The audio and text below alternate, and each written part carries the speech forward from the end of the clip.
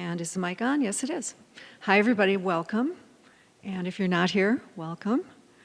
I think and hope there are a lot of people who are watching and listening online, and that's great. A perfect thing for tonight. So there are, let's see, 4, 6, 8, 10, 12 brave souls here who made it over, and maybe more still on the way.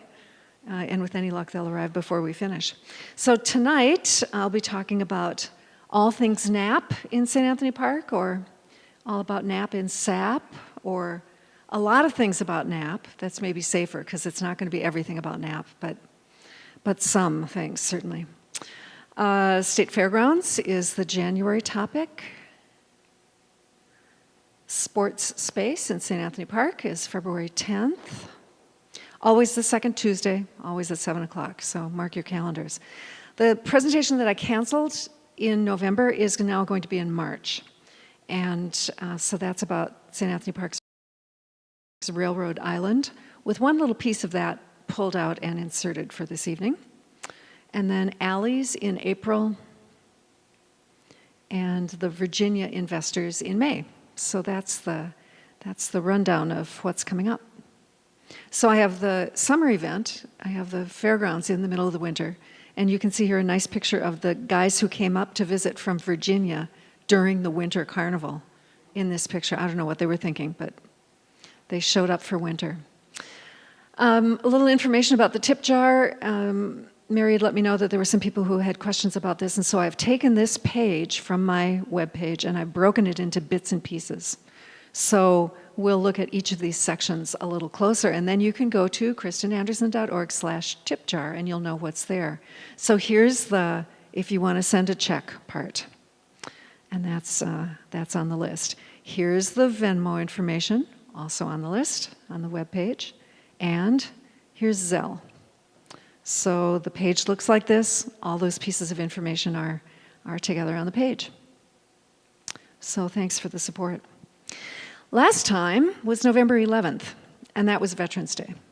And I was all set to go with the roll of honor from the library lawn.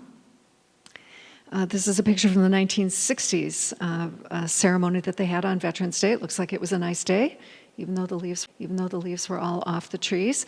This object was on the library lawn from September of 1945 until some unknown date before 1987, because I know that they made a roll of honor that's a professionally produced framed piece that can hang indoors. My understanding is one of two things. I'm just going to turn off the sound effects here on the phone. A number of people said it just rotted. And if you look at the legs, you can see that it looks nice and has glass up towards the top, but evidently it was not weather resistant for decade after decade after decade. I also think it had vanished by the time they did the first art fair. So there might have been something about using the library lawn for that.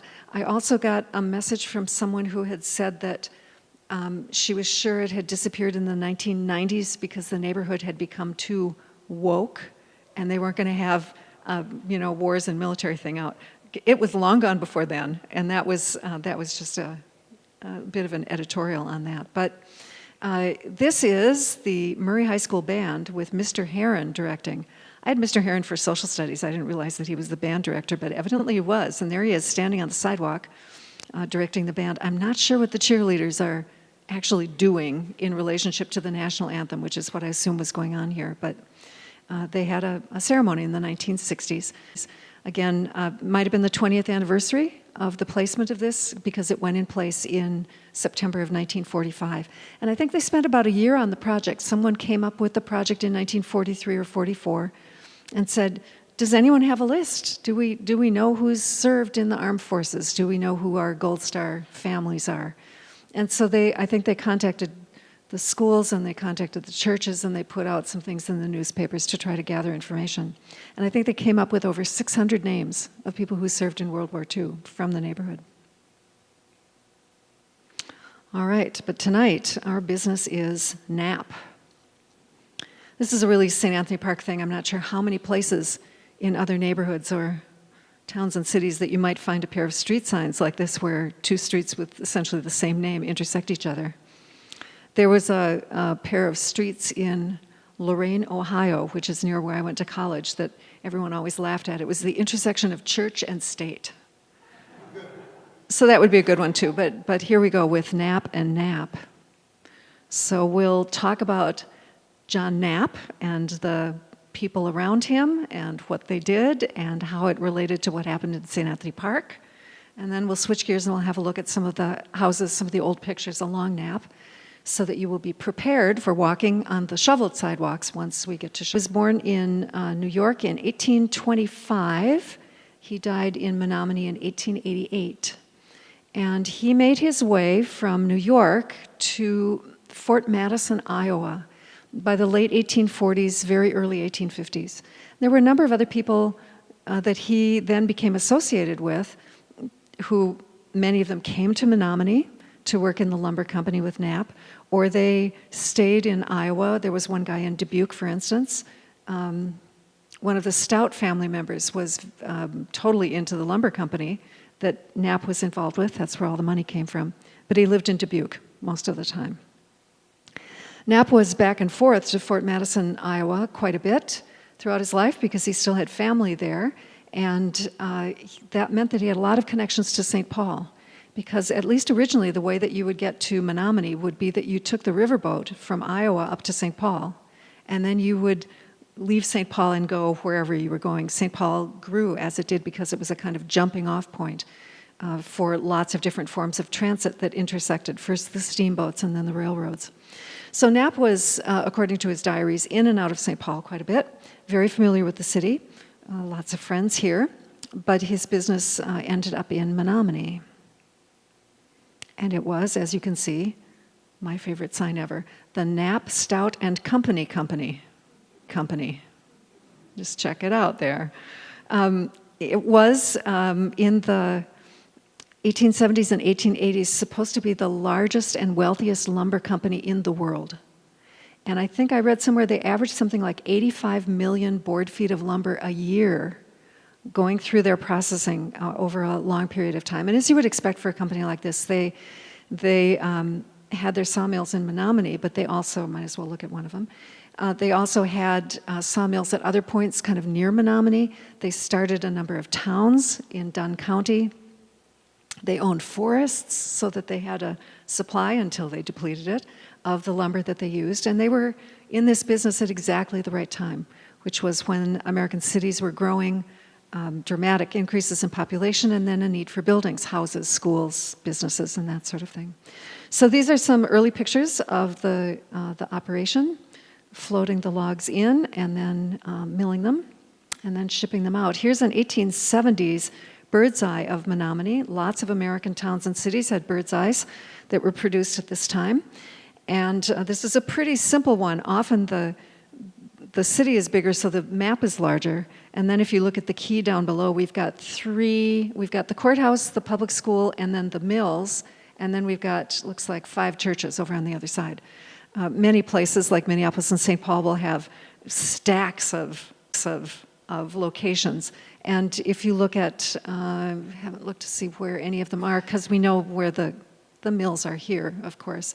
But there'll be a letter like C in the middle of it, or there'll be a number on the top of the building, and that's how you know which church is the Congregational Church as opposed to the Lutheran Church. But for a town like Menominee to have a bird's eye meant that it was prominent enough, or there were powerful, wealthy enough people in the town to say, hey, come out and do one of these for our town, even though the town itself wasn't that big. But it was very much a hub of wealth and activity that was directly connected to the growth of American cities. Knapp had some partners. Some of them get named in the company name and some not. Andrew Tainter was one of them. Again, many of these people came from Fort Madison, Iowa, up to Menominee. They're starting the company already in the 1840s, and then someone will join the company and invest in it, and then someone will die, and then a new investor comes in. So many of these people were decades in terms of their involvement with that. But Tainter is one of our guys as well. William Wilson was another. He was a kind of a silent partner.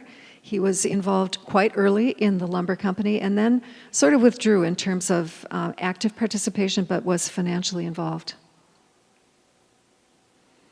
Henry Van Reed was not involved with the lumber company, but he was involved with stuff in St. Paul, including St. Anthony Park. He was John Knapp's brother-in-law. John Knapp's wife, Valeria was her name, was Henry Van Reed's half-sister.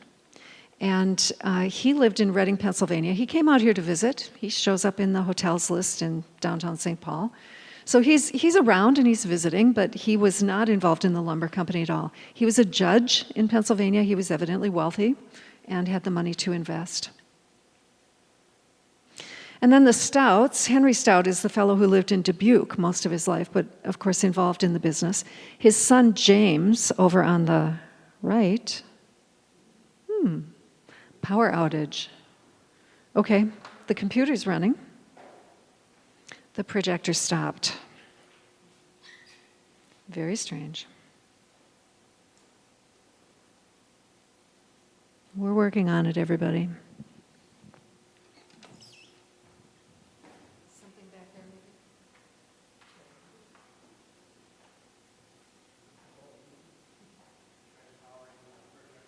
You know, the power button that's always on has not come on. Usually it's a blue light that shows up. Maybe it's a fuse. Yeah, maybe we just find... Maybe we find another outlet. Hang on.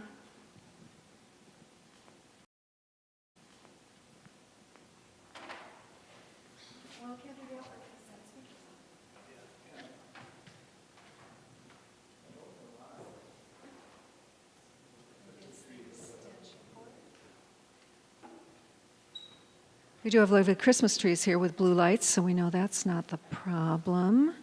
Is there another extension cord that we could bring to the...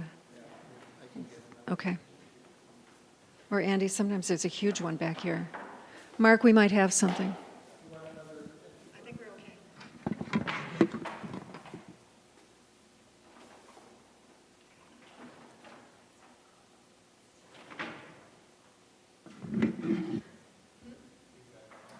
Oh, we've got power again. That's right. Excellent. All right. It is hopeful. Andy, I think we're okay. Nope. Epson, exceeding our vision. Yeah, we're starting up. It's good. There we go. We've got the Stouts back. Well, that was a weird little incident. And art historians don't work without pictures. We'd be done if I didn't have pictures. Okay, James Stout over on the right, Henry Stout's son, is famous for starting what was it called at first? I read somewhere that it's the only school in the University of Wisconsin system that's named for a person rather than a city. But I would like to suggest that Madison is probably named for James Madison. And so Madison, UW-Madison, although folks like me, whose parents went to school there, that's the University of Wisconsin. You don't have to say Madison afterwards, right? Okay, but Stout, started by James Stout. It's a polytechnic institute, that's how they describe it now. And it's one of many things that we see these very wealthy people investing in. There's a lot of philanthropy going on. There's a lot of support for things in communities. John Knapp's will had item after item, big amounts of money given to a number of religious causes, his church, to a theological school. He gave a lot of money to Beloit College, a lot of money for the time. He threw money at the Home Mission Society and all of these causes, just a huge long list. So even in his will, he was continuing to be generous with his funds. And here's an old view, a postcard view of the Stout campus.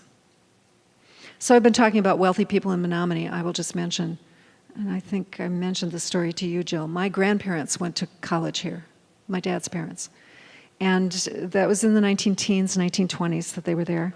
And my grandmother told me that they always called the town Me No Money, which is kind of a college student name for a place where some of the folks, as we're seeing, had a lot of money.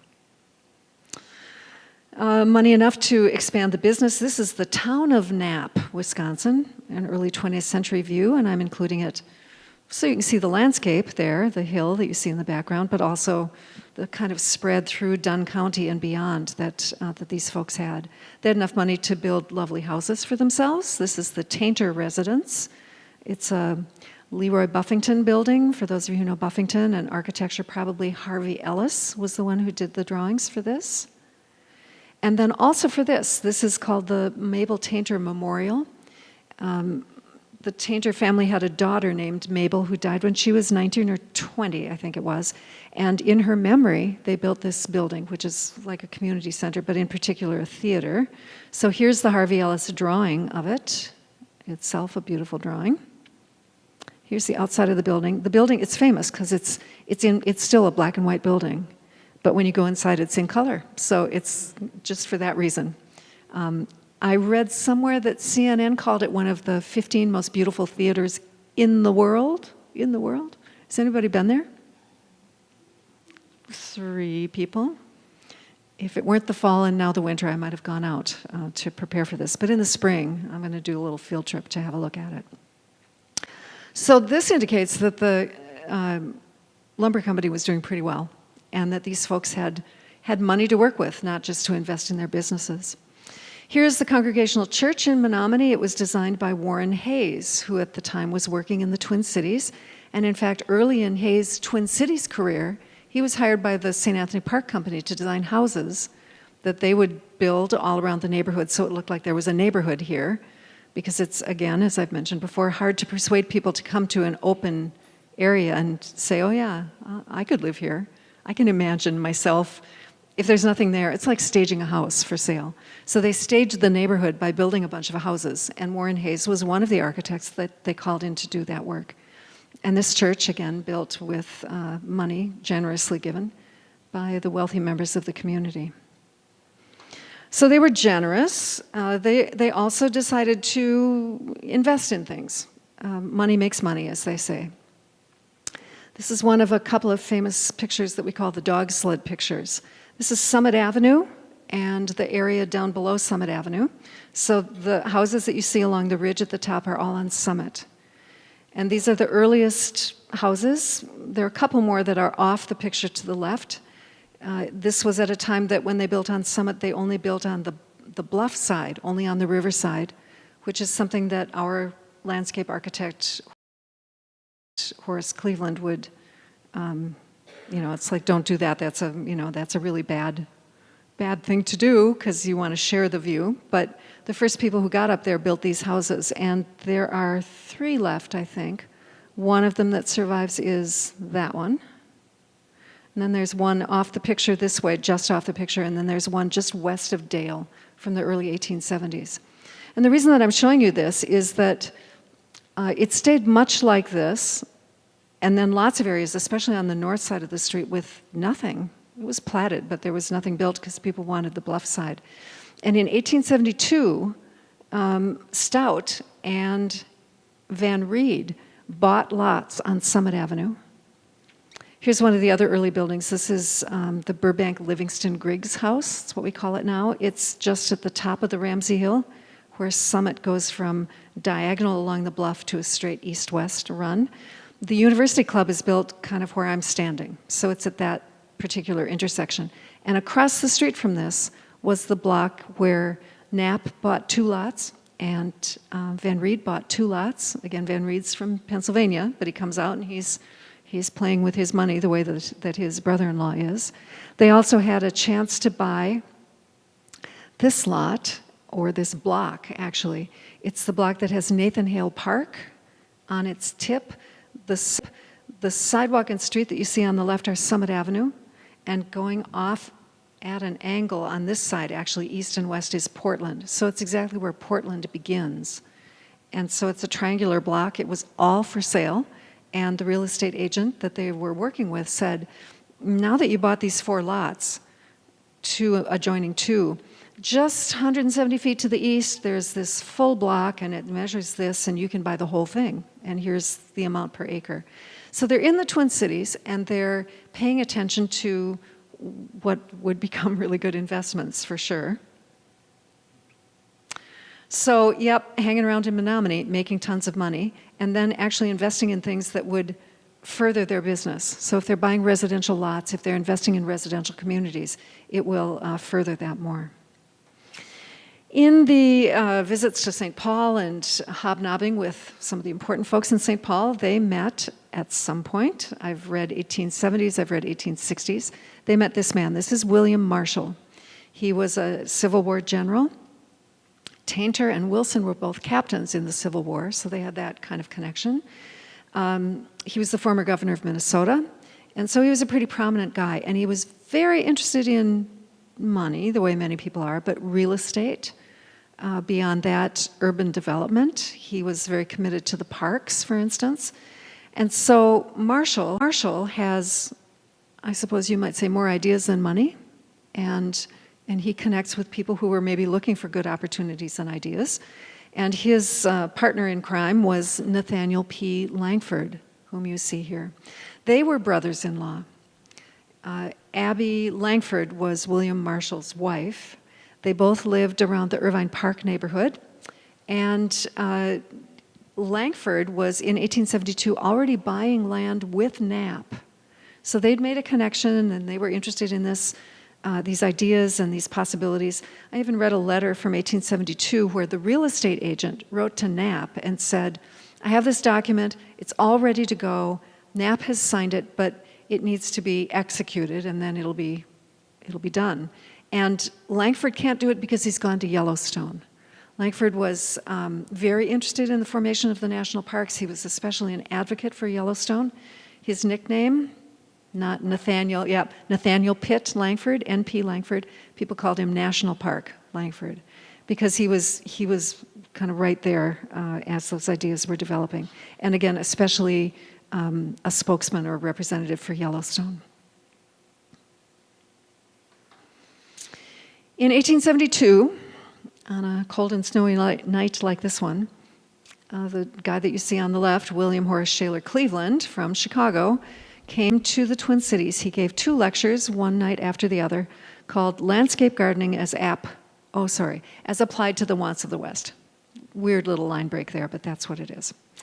So it was at the Pence Opera House in downtown Minneapolis, and then it was repeated in downtown St. Paul the next night, and it caused a sensation.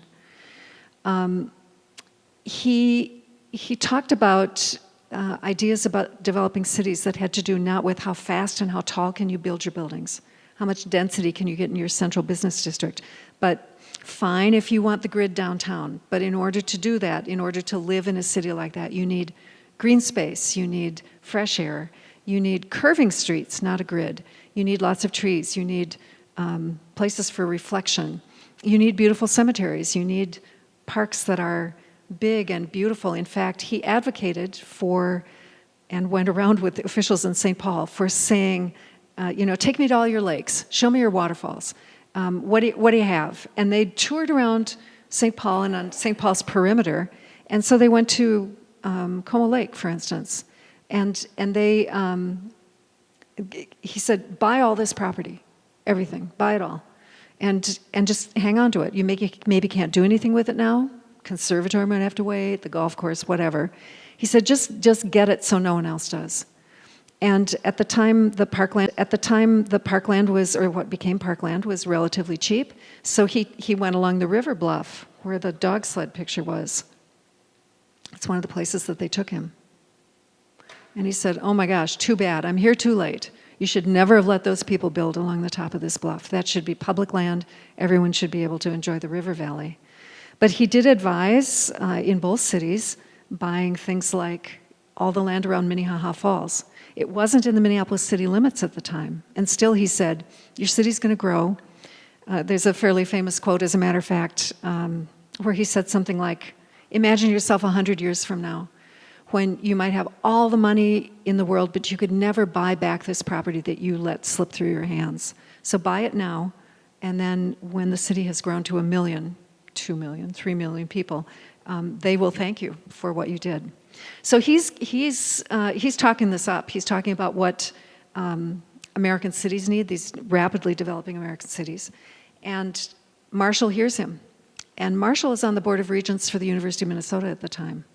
And he got Cleveland involved to do a campus plan for the University of Minnesota. There was hardly a campus to plan, but right away, it's like, this guy's here, we need to talk to him, we need to work with him. So this is in 1872. So he gets really hooked into this idea. The next lecture, by the way, after the 7th lecture in the People's Choice series that year at the Pence Opera House was Nathaniel Langford talking about Yellowstone. So he was kind of hooked into this whole cultural, political, urban growth scene. Here's the University of Minnesota campus in the 1880s. So you can see that there wasn't that much to plan. The old main building, the original main, is down at the far right, and the building that's closest to us is Pillsbury Hall. Nicholson and Eddy are in between. Then they had plans for an agricultural building next. But Marshall's buying into these ideas right away and thinking about that. He gets involved with Cleveland in a business enterprise of his own, not on behalf of the University of Minnesota, but it's to develop what's called a garden suburb. So he finds land in between Minneapolis and St. Paul. There you go, in between those two spaces. It's the green dot under the yellow dot. And he says, this would work because nobody else wants this. There's the Bourne Hill, for instance. Andy and his neighbors have to deal with the Bourne Hill in the winter, and so no business wants to be there, and no farmer wants that. But maybe Andy will buy a house there, because Andy, is not paying attention. He sees it in the summer, he says it's beautiful, and then it's the winter, and, horrible. There was a little conversation about driving on the Bourne Hill in snow earlier that I'm playing off of there.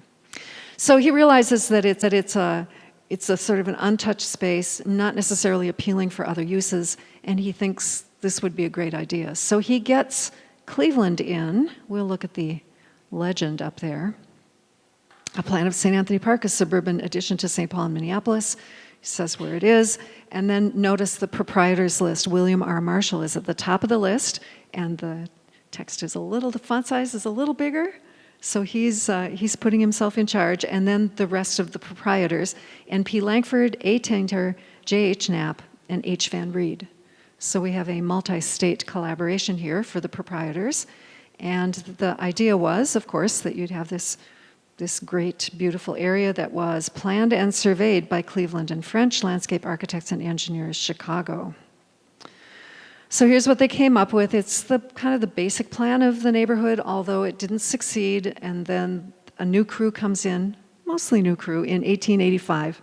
And they redesign it for less upper class, less expensive homes, smaller pieces of property, something that would appeal more to the middle class.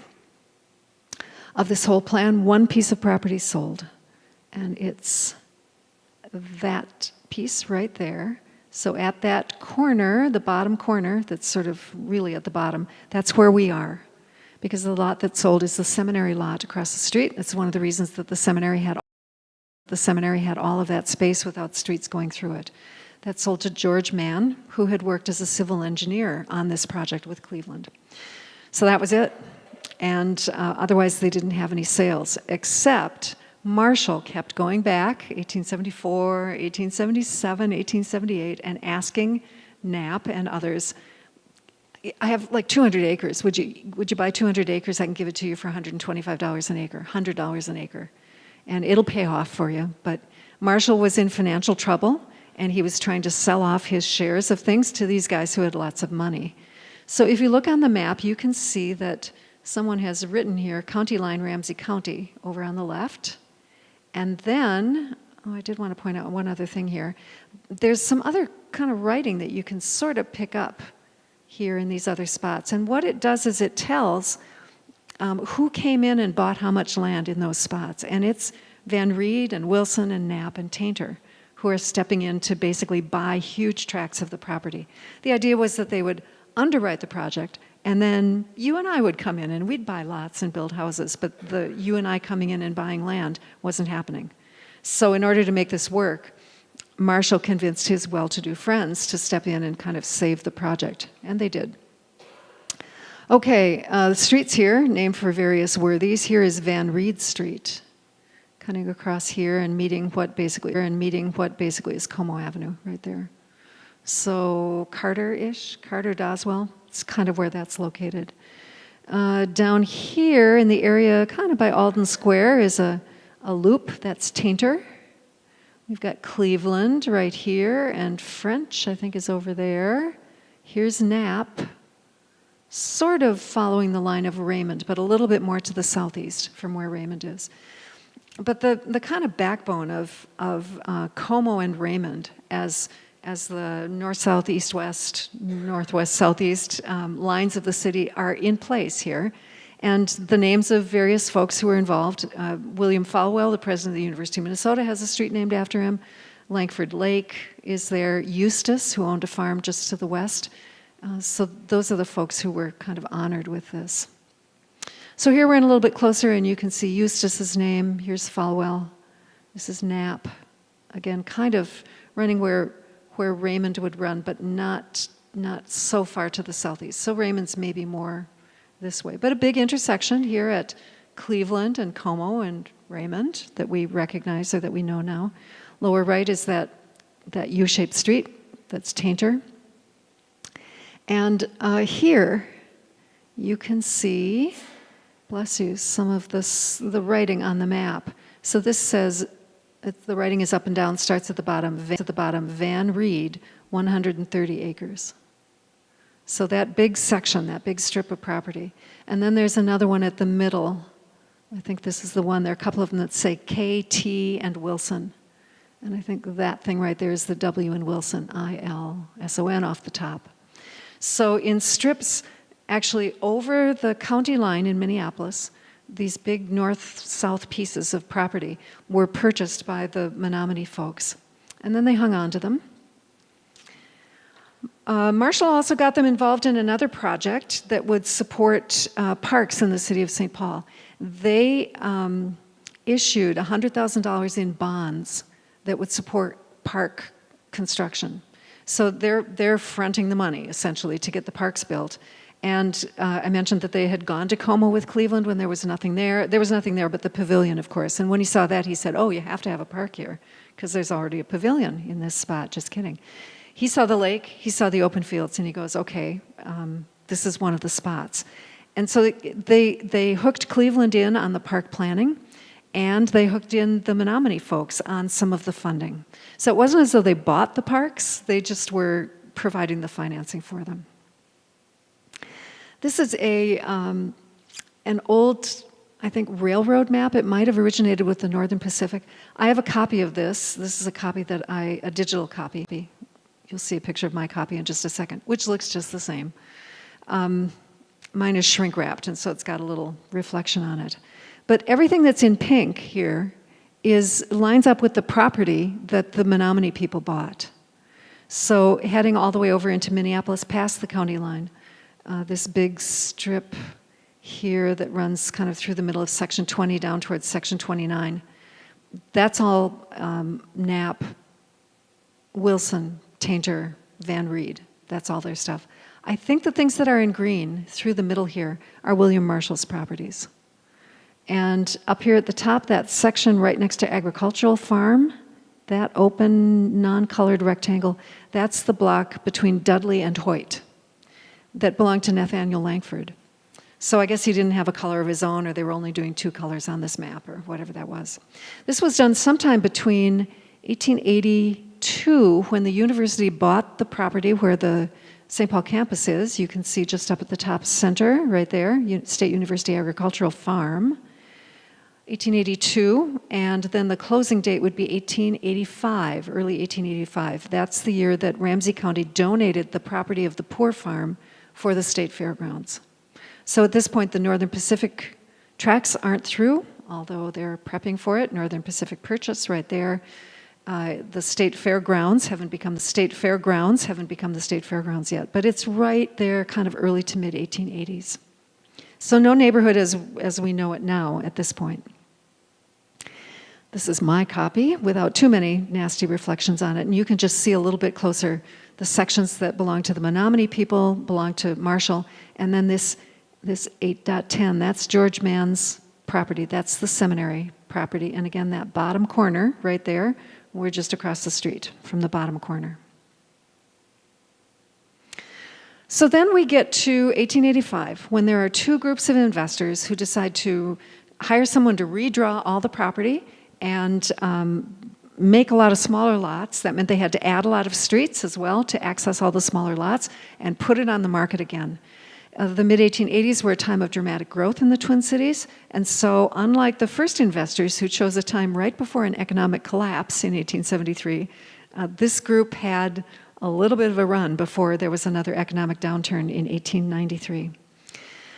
This is an atlas page from 1886, and this is the way it appears in the book. So you can see the writing up at the top, but you can see the map is sideways as we would read it, north is to the right. I'll change that in just a minute, but I wanted to remind you that you can go to kristenanderson.org/SAP maps and get to a lot of these real estate atlas pages that are specific to St. Anthony Park. If you haven't been to SAP maps yet, you might want to go and have a look. Now we'll turn it around. This is the same atlas, different page, because it covers the original St. Anthony Park plat, which is to the south.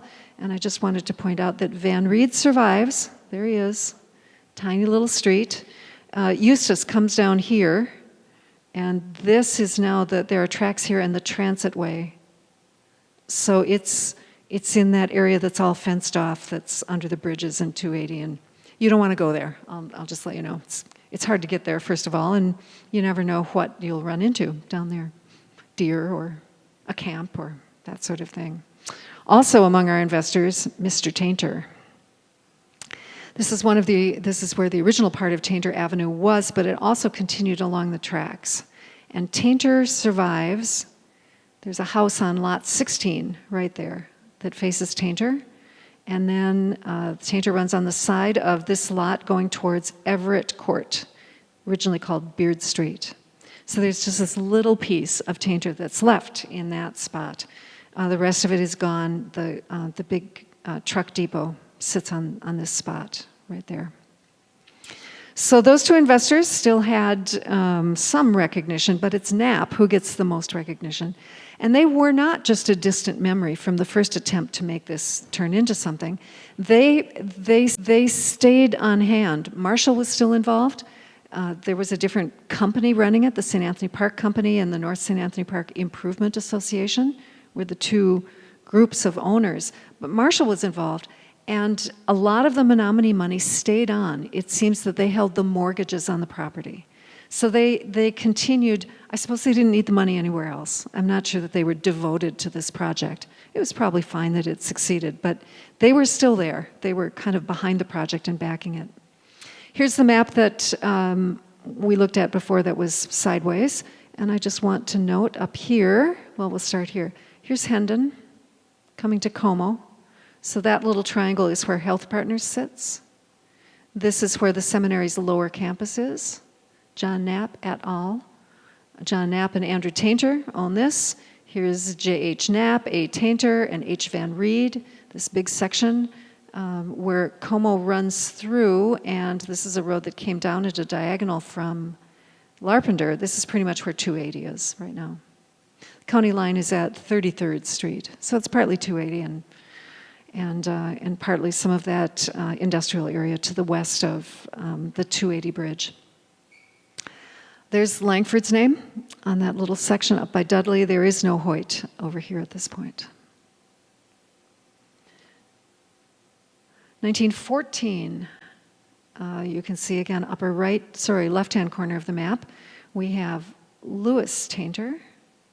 We have Alice Knapp. Louis Tainter actually owns this section, which is Health Partners, and the section across the street from Health Partners. Effie K. Van Reed, Effie Knapp Van Reed, she married her first cousin, but not quite, because her mother and George Van Reed's father were only half siblings, not full siblings, but still, there we go, Effie Van Reed, keeping it in the family. So she owns this piece of land and continues to negotiate. I saw some land transfers from the 1930s with a guy who owned a Phillips 66 station on Larpenteur. I can't remember the guy's name offhand. It was a 3-generation operation. Maybe it will come to me. But he was buying land on Larpenteur for his filling station in 1931, and then he bought more land from her in 1934. So long after 1873 and 1885, there are still descendants and family members who are operating all of this. This is 1916. You can see Effie's name up at the top. I've also seen real estate transfers for the Midway Beltline. That's the Minnesota Central tracks that are running north and south along the edge of the slide. She sold them land for their right-of-way. She also sold land to the University of Minnesota for, here comes the intercampus trolley, and that's where the students and faculty went, this way. But they also had a line, in fact, the original part of their rail line went over here to the industrial area. That's where they got supplies, that's where they unloaded materials for the food for the animals and all kinds of stuff, and that line was in place first, and then they said, oh, we could turn this into a commuter rail also. And it's Effie Van Reed who sells them that land. Allie Knapp, lower right-hand corner, center bottom, Louis T. Tainter, Charles Freeman. Looks like they sold the land to a guy named Charles Freeman, and I thought, I don't think so. So I looked him up, and Charles Elliott, I think was his middle name, Freeman, was an attorney in Menominee who worked for many, many years for the lumber company. So of course he's associated with all of these people professionally. I didn't see indication of him marrying anybody or his children marrying anybody in these families, but they all knew each other, and for some reason, by the 19-teens, that property had transferred. Here we're in 1928. And I'm sorry about this particular atlas page because they've pasted in. They do that on these atlases. And when I see them, I always want to peel it back. So it's like, what's underneath? I want to see what's underneath. But here's Effie Reed still hanging on to 6 acres up here in the corner, University of Minnesota commuter or service tracks there. Here's where the intercampus trolley went. Charles Freeman again. Now it's the Breck School that has this property along Hendon at Fulham. This had been Knapp family property up to the 1922, I think is when that purchase took place. I wouldn't be surprised if some descendants, although my mom fell and broke her ankle and so I wasn't able to get to property records over the last few days, I wouldn't be surprised if Charles Freeman or his descendants hung onto that property and sold it to Luther Seminary for burnt vet court in the 1960s. Because how else would there be such a huge piece of property available that hadn't been subdivided? So their presence was felt around the neighborhood. And we might say our presence felt in Menominee. Also, this is a view of Evergreen Cemetery. It was designed by Cleveland, Horace Cleveland. So the same guy that Knapp and Tainter and Van Reed would have met as part of the St. Anthony Park project gets hired a year or so later to do the cemetery in Menominee. So there's all of this kind of cross-pollination that's happening. All right, now we're switching gears and we're going to the streets and the houses on the streets. So Knapp is a very fun and unusual street. I already showed you the street sign from right here, Knapp meets Knapp. But it's in 2 different municipalities, in 3 different real estate divisions or additions, and is discontinuous. There are 3 separate sections.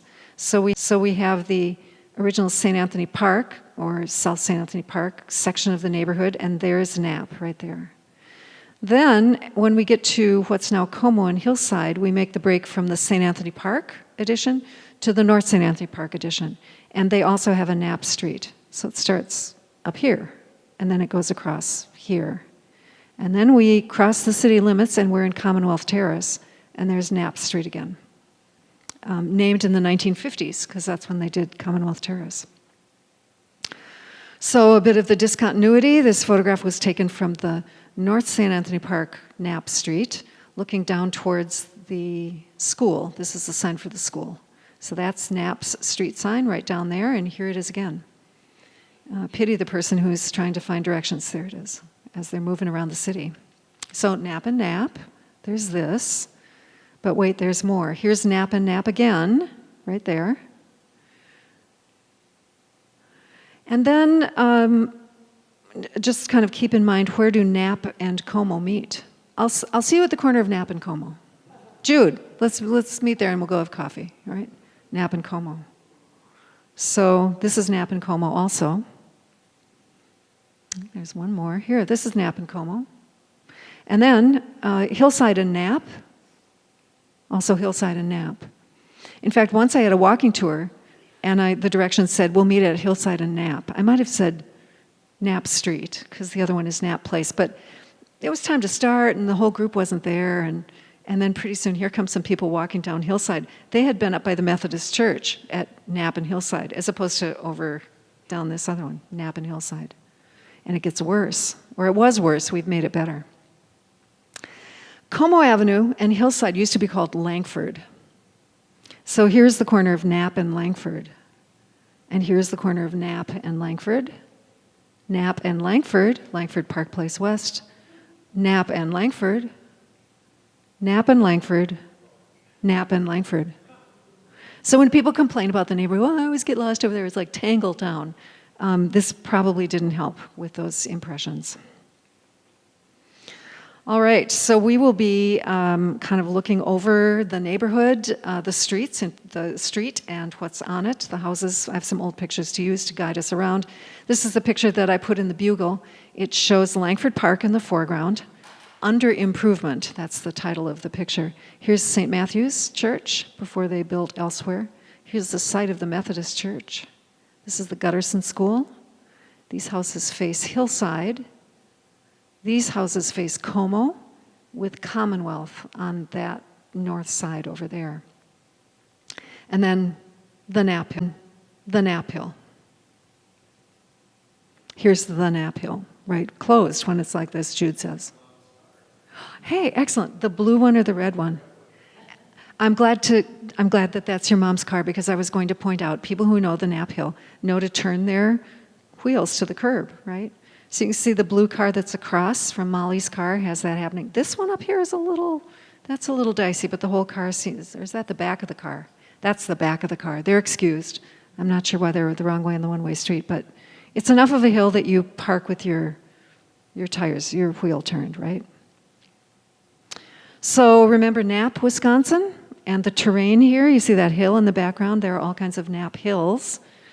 Jill and I had a discussion about that earlier. This is a very funky postcard from the 1960s when the interstate was new. It says, "Greetings from Menominee, Wisconsin." And this, when I was a kid and going back and forth to grandparents' houses in Madison and Stoughton, Wisconsin, was what we called the Knapp Hill. When, if you know this section of 94, it's not flat, and it's not two lanes that are parallel to each other and same distance apart. You go through this hilly area, and one lane's going to be up high and one is down below, and sometimes you can't see the other lane because you're in this hilly region. So this is really the Knapp Hill, which I think they sometimes also have to close when the weather's bad, or the site of accidents at least, right? Lots of accidents on this stretch. I think there are. When I was looking for this picture, I saw lots of accidents. That's what they take pictures of. The Knapp Hills? Yep. Plural, right. There are a lot of them. But if you're just, driving on the road, it's this big hill. So, yep, the Knapp Hills. So there's the little one that we have here. And then there's the original set over in Wisconsin. All right, I'll be showing you some pictures now as a basis for our tour of the homes along this area, taken from the tower on this house. This is the J. Royal McMurrin House. It stood on Commonwealth, the south side of Commonwealth. It burned in I think, 1904. After McMurrin, who was one of the property developers in North St. Anthony Park, lived here, then Governor Marshall lived here. There were a few other owners. A guy who owned the Golden Rule department store lived here. For a little while, Effie Knapp owned this house and all of the property around it, which meant property down on Hillside as well as a bunch of property up on Commonwealth. But that tower, on a very high point in the neighborhood, is one of the highest spots you can get to. And one of our local photographers, here's the tower again. I'm pretty sure it was Charles Cheney. Talked his way in to the place, took his camera in, and took pictures. Not all the pictures here are taken from that spot, but we're going to be focusing on, no puns intended, this long picture that's actually 3 pieces that he put together. So PowerPointed together, so you can see what the whole thing would have looked like. And it's this one that we're going to look at, because that's Knapp at Raymond, right out there. And then we can follow Knapp along here until it disappears into